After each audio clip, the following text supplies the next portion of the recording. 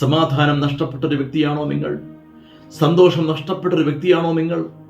സന്തോഷത്തിന് വേണ്ടി പല മാർഗങ്ങൾ തേടുന്നൊരു വ്യക്തിയാണോ നിങ്ങൾ? ഈ ലോകവും ലോകത്തിലുള്ള സൗകര്യങ്ങളും നിങ്ങൾക്ക് സന്തോഷം നൽകില്ല. സന്തോഷത്തിന് ഇരുൾ അടഞ്ഞ വഴികളിൽ തിരുനാളമാകുവാൻ ഇന്നത്തെ ചിന്ത.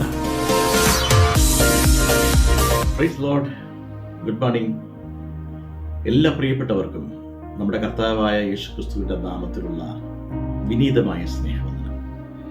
നിങ്ങൾക്ക് എല്ലാവർക്കും കർത്താവിങ്കിൽ നിന്ന് കൃപയും സമാധാനവും ഉണ്ടാകട്ടെ.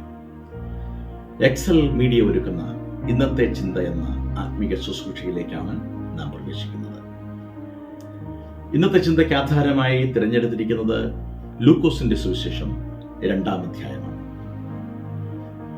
ലോകൈക രക്ഷകനായി ലോകത്തിൽ അവതരിച്ച നമ്മുടെ കർത്താവായ യേശുക്രിസ്തുവിന്റെ ജനനത്തെ പ്രതിപാദിക്കുന്ന ഒരു അധ്യായമാണ് 2-ാം അധ്യായം. ഇത്രയും അധികം ഒരു വ്യക്തിയുടെ ജനനത്തെക്കുറിച്ച് പ്രവാചകന്മാർ പ്രവചിച്ചിട്ടുള്ള മറ്റൊരു വ്യക്തിത്വം ഉണ്ടാകില്ല. യേശുവിന്റെ ജനനത്തെ പോലെ സ്വർഗീയ ദൂതന്മാർ വാഴ്ത്തിപ്പാടിയ മറ്റൊരു വ്യക്തി ഉലകത്തിൽ ഉണ്ടായിരിക്കില്ല.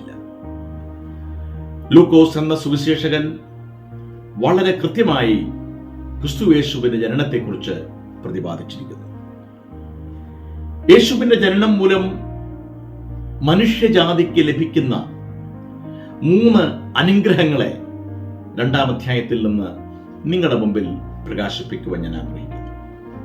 ഒന്ന്, അതിന്റെ 10-ാമത്തെ വാക്യമാണ്. ലൂക്കോസിന്റെ സുവിശേഷം 2:10.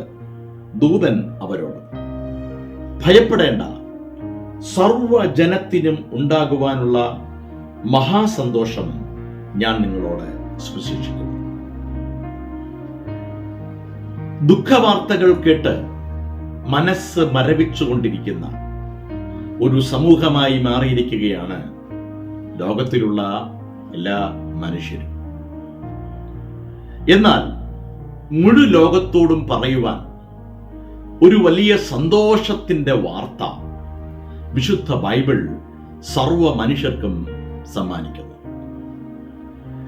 വിശുദ്ധ വേദപുസ്തകം വെളിപ്പെടുത്തുന്ന സന്തോഷ വാർത്ത ഏതെങ്കിലും ഒരു പ്രത്യേക വിഭാഗത്തിനോ സമൂഹത്തിനോ വേണ്ടിയുള്ളതല്ല. 2:10 നമ്മൾ വായിക്കുന്നത്, യേശുവിന്റെ ജനനം സർവ്വ ലോകത്തിലുമുള്ള സർവ്വ മനുഷ്യർക്കും ലഭിക്കാൻ പോകുന്ന സന്തോഷത്തെക്കുറിച്ചാണ്. അങ്ങനെയാണ് നമ്മൾ വായിച്ചത്. സർവ്വ ജനത്തിന് ഉണ്ടാകുവാൻ പോകുന്ന മഹാസന്തോഷം. എന്താണ് ആ വാക്കിന്റെ അർത്ഥം? ഒന്നാം മനുഷ്യനായ ആദമിന്റെ പാപം മൂലം ലോകത്തിലുള്ള സർവ്വ മനുഷ്യരും പാപത്തിന് അടിമകളായി മാറിയപ്പോൾ സന്തോഷത്തിന് പകരം മനുഷ്യന് ലഭിച്ചത് നിരാശയാണ്. ഈ നിരാശ നിറഞ്ഞ മനുഷ്യന്റെ മനസ്സാക്ഷിയെ ഉണർത്തുവാൻ ദൈവം കണ്ടെത്തിയ മാർഗം എല്ലാ മനുഷ്യർക്കും സന്തോഷം നൽകുക എന്നുള്ളതാണ്. എങ്ങനെ സന്തോഷം ലഭിക്കും? നിരാശയുടെ കാരണഭൂതനായ പാപത്തിന് പരിഹാരം വരുത്താതെ ഒരു മനുഷ്യനും സമാധാനം കണ്ടെത്താൻ കഴിയുകയില്ല, സന്തോഷം കണ്ടെത്താൻ കഴിയുകയില്ല. യേശുവിന്റെ ജനനം മൂലം, തിരുപ്പിറവി മൂലം എന്താണ് മനുഷ്യർക്ക് സമാധാനം ഉണ്ടാകാൻ കാരണം, സന്തോഷം ഉണ്ടാകാൻ കാരണം? വിശുദ്ധ ബൈബിൾ പറയുന്നു, യേശു ജനിച്ചത് തന്നെ തന്റെ ജീവൻ അർപ്പിച്ചുകൊണ്ട് സർവ്വ മനുഷ്യർക്കും സന്തോഷം നൽകുവാൻ വേണ്ടിയാണ്. ഞങ്ങളെ കേൾക്കുന്ന പ്രിയപ്പെട്ട സുഹൃത്തുക്കളെ, സമാധാനം നഷ്ടപ്പെട്ടൊരു വ്യക്തിയാണോ നിങ്ങൾ? സന്തോഷം നഷ്ടപ്പെട്ടൊരു വ്യക്തിയാണോ നിങ്ങൾ? സന്തോഷത്തിന് വേണ്ടി പല മാർഗങ്ങൾ തേടുന്നൊരു വ്യക്തിയാണോ നിങ്ങൾ? ഈ ലോകവും ലോകത്തിലുള്ള സൗകര്യങ്ങളും നിങ്ങൾക്ക് സന്തോഷം നൽകില്ല. സന്തോഷത്തിന് ഏക കാരണഭൂതൻ നമ്മുടെ കർത്താവായ യേശുക്രിസ്തുവാണ്. 2-ാം അധ്യായത്തിന്റെ 14-ാമത്തെ വാക്യമാണ്. സ്വർഗത്തിൽ നിന്നും വന്ന മാലാഖമാർ പാടിയ മനോഹരമായൊരു പാട്ട്. അത്യുന്നതങ്ങളിൽ ദൈവത്തിന് മഹത്വം, ഭൂമിയിൽ ദൈവപ്രസാദമുള്ള മനുഷ്യർക്ക് സമാധാനം. അതേ പ്രിയമുള്ളവരെ, യേശുക്രിസ്തുവിന്റെ ജനനം മൂലം മനുഷ്യന് ലഭിക്കുന്ന 2-ാമത്തെ അനുഗ്രഹം സമാധാനം എന്നുള്ളതാണ്. ഒന്ന് മഹാസന്തോഷം, രണ്ട് സമാധാനം. ഇത് രണ്ടും ചേർന്ന് കിടക്കുകയാണ്. സന്തോഷം ഉള്ള വ്യക്തിക്ക് മാത്രമേ സമാധാനം ലഭിക്കുകയുള്ളൂ, അഥവാ സമാധാനമുള്ള മനുഷ്യർക്ക് സന്തോഷിക്കുവാൻ കഴിയുകയുള്ളൂ. സമാധാനം ഇല്ലാത്തൊരു ലോകത്തിലാണ് നാം ജീവിക്കുന്നത്. എവിടെയും യുദ്ധങ്ങൾ, എവിടെയും മാരക രോഗങ്ങൾ, എവിടെയും അക്രമങ്ങൾ. മനുഷ്യന് സമാധാനമില്ല, സ്വസ്ഥതയില്ല. ആത്മഹത്യയുടെ ക്യാപിറ്റലായി നമ്മുടെ നാട് മാറുമ്പോൾ ഇതിൽ നിന്ന് തിരികെ കൊണ്ടുവരാൻ ഒരു വ്യക്തിക്ക് കഴിയുകയുള്ളൂ, സമാധാന പ്രഭുവായ നമ്മുടെ വാഴ്ത്തപ്പെട്ട കർത്താവായ യേശു ക്രിസ്തു. എന്റെ വാക്കുകളെ ഞാൻ പരിമിതപ്പെടുത്തുമ്പോൾ മൂന്നാമത്തെ ചിന്ത 2-ാം അധ്യായത്തിന്റെ 40-ാമത്തെ വാക്യത്തിലും 52-ാമത്തെ വാക്യത്തിലുമാണ്. നമ്മുടെ വാഴ്ത്തപ്പെട്ട ക്രിസ്തു യേശുവിന്റെ ജീവിത അനുഭവം നമുക്കൊരു മാതൃകയാണ്. ഒരു മനുഷ്യൻ എങ്ങനെ ജീവിക്കണം?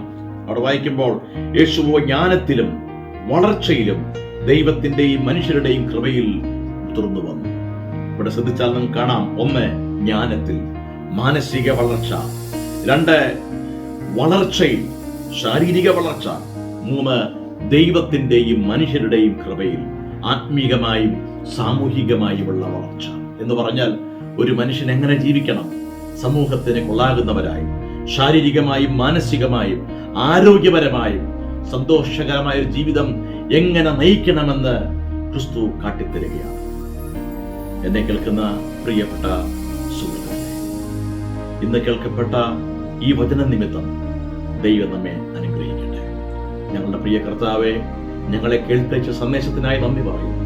ക്രിസ്തുവിനെ പോലെ ഒരു മാതൃകാ ജീവിതം നയിക്കുവാൻ ഞങ്ങൾക്ക് കൃപ നൽകണമേ. ഞങ്ങൾക്ക് അങ്ങയുടെ സമാധാനവും സന്തോഷവും നൽകി തരണമേ. ഞങ്ങളെ അവിടെ നിന്ന് അനുഗ്രഹിച്ച് നന്ദി പറയും യേശു ക്രിസ്തുവിൻ നാമത്തിൽ തന്നെ. ആമേൻ, ആമേൻ, ആമേൻ. God bless you all. Have a wonderful day.